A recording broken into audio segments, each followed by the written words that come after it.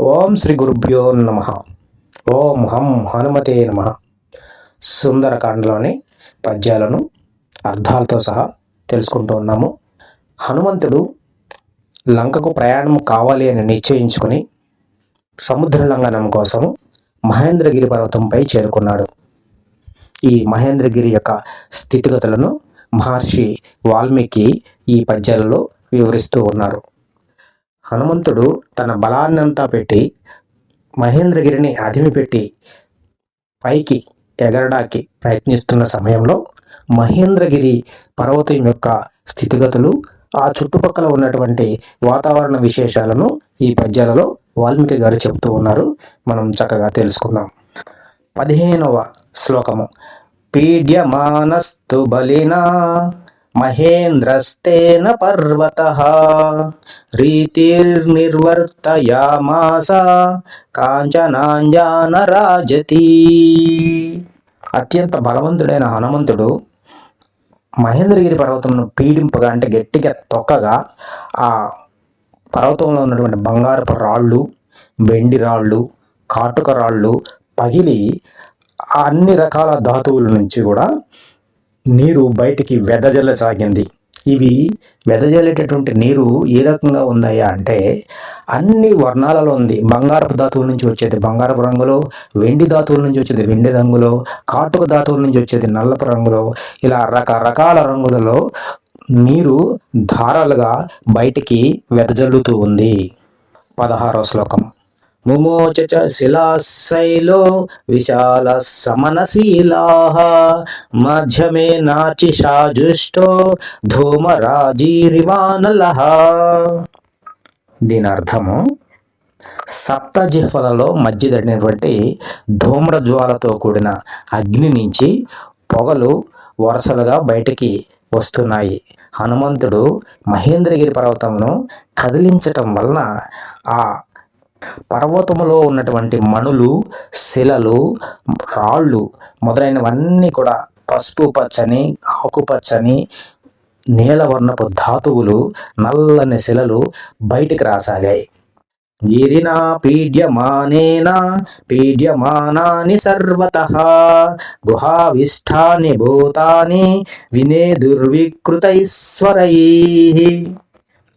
ఆ మహేంద్రగిరి పర్వతము ఈ రకంగా పీడిస్తూ ఉండగా అందుట్లో గుహలలో వివిధ రకాలైన ప్రాణులు, పంచభూతములు అత్యంత బాధపడి వికృతలమైపోయాయి.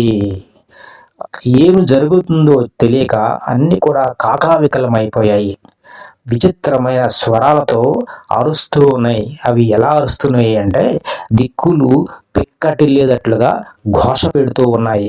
వాటికి ఏం జరుగుతుందో అర్థం కాలేదు.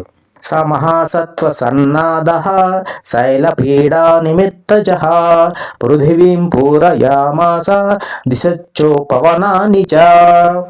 ఇది 18వ శ్లోకము. దీని అర్థము, ఆ పర్వతం మీద పడినటువంటి ఒత్తిడి వల్ల కలిగినటువంటి చుట్టుపక్కల ఉన్న సమస్త జీవుల యొక్క అరుపులు ఆ పర్వతం అంతా కూడా విస్తరించి అన్ని దిక్కుల యందు కూడా వ్యాపించింది. ఉద్యానవనములలో, అడవులలో, జలాశయాలలో కూడా ఆ అరుపులు ప్రతిధ్వనిస్తూ ఉన్నాయి. శిరోభిః పృథివీ సర్పా వ్యక్త స్వస్తికలక్షణైః వమంతః పావకం ఘోరం దధంసుర్ధశనైఃశిలాః. సాధారణంగా సర్పములు పడగలు విప్పినప్పుడు వాటి పడగలపై వివిధ రకాలైన చిహ్నాలు ఉంటాయి. ఆ పడగలపై స్వస్తిక్ చిహ్నం ఉంటే అవి దివ్యమైన సర్పములు అని. ఈ మహేంద్రగిరిపై అలాంటి దివ్యమైన సర్పాలు ఉన్నాయి. వాటికి కూడా ఏం జరుగుతుందో అర్థం కాలేదు. అవి నోరు తెరిస్తే విషజ్వాలలతో నిప్పులు కక్కుతూ ఉన్నాయి. అట్లాంటి సర్పాలు ఏం జరుగుతుందో తెలియక పక్కనే ఉన్న శిలలను వాటి యొక్క కోరలతో గట్టిగా పట్టుకుని అదిమిపెట్టి గట్టిగా కరిచి పట్టుకున్నాయి. 20వ శ్లోకము. తాస్తదా సవిషైర్దష్టా కుపితైస్మైర్మహాశిలాః జాజ్వలుః పావకోద్దీప్తాః బిభిదుశ్చ సహస్రధా.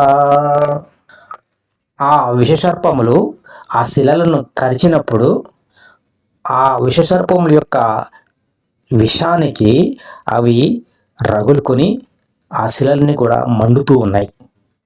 దానితో ఆ శిలలు 1000 తునకలుగా విడిపోయాయి. ఎందుకయ్యా అంటే ఈ సర్పాల యొక్క విష ప్రభావానికి మంటలు వచ్చి ఆ శిలలు ముక్కలు ముక్కలుగా విడిపోయినాయి. 21వ శ్లోకం. యాని చౌషధ జాలాని తస్మిన్ జాతాని పర్వతే విషజ్ఞాన్యాపి నాగానాం నశేకు సమితం విషం.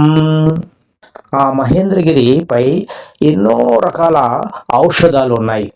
ఔషధ సంబంధమైన మొక్కలు ఉన్నాయి. ఆ మొక్కలలో విష సంహారకమైన ఔషధాలు కూడా చాలా ఉన్నాయి. అయినప్పటికీ ఆ సర్పాల యొక్క విషాన్ని ఈ ఔషధాలు ఏమాత్రము కూడా పోగొట్టలేకపోయాయి. ఇవి ఈరోజు 7 శ్లోకాలు, వాటి యొక్క అర్థాలు. ఇప్పుడు శ్లోక పారాయణం నెమ్మదిగా చేసుకుందాము. అందరూ చక్కగా మాతో పాటు చెప్పండి. పీడ్యమానస్తు బలినా మహేంద్రస్తేన పర్వతః రీతి నిర్వర్తయామాస కాంచనాంజనరాజితీ ముమోచ శిలాచైలో విశాలా సమనశిలాః మధ్యమేనాచితాశాజష్ణో ధూమరాజీ ఇవానలః గిరిణా పీడ్యమానాని సర్వతః గుహావిష్ఠాని భూతాని వినోదుర్వికృతైశ్వరైః సమః సత్వసన్నాదః శైలపీడానిమిత్తజః పృథివీం పూరయామాస దిశచ్చోపవనాని చ శిరోభిః పృథిభిః సర్పాః వ్యక్తస్వస్తికలక్షణైః వమంతః పావకం ఘోరం దదంశూర్ధశనైః శిలాః తాస్తథా సవిషైర్దష్టా కుపితైస్తైర్మహాశిలాః జజ్వలుః పావకోద్దీప్తాః బిభిదుశ్చ సహస్రధా యాని చౌషధజాలాని తస్మిన్ జాతాని పర్వతే విషాఘ్నాన్యపి నాగానాం నశేకు సమితం విషం. ఈరోజు పారాయణం ఇంతటితో ముగుస్తుంది. ఈ వీడియోపై మీ అభిప్రాయాలను మాకు తప్పకుండా తెలియజేయగలరు. సూచనలు, సలహాలు ఉంటే తప్పకుండా కామెంట్ రూపంలో తెలియజేయండి. మా ఛానల్ను సబ్స్క్రైబ్ చేసుకోగలరు. శ్రీ హనుమత్ కటాక్ష ప్రాప్తిరస్తు. ఓం హం హనుమతే నమః. ఓం శ్రీ గురుభ్యో నమః.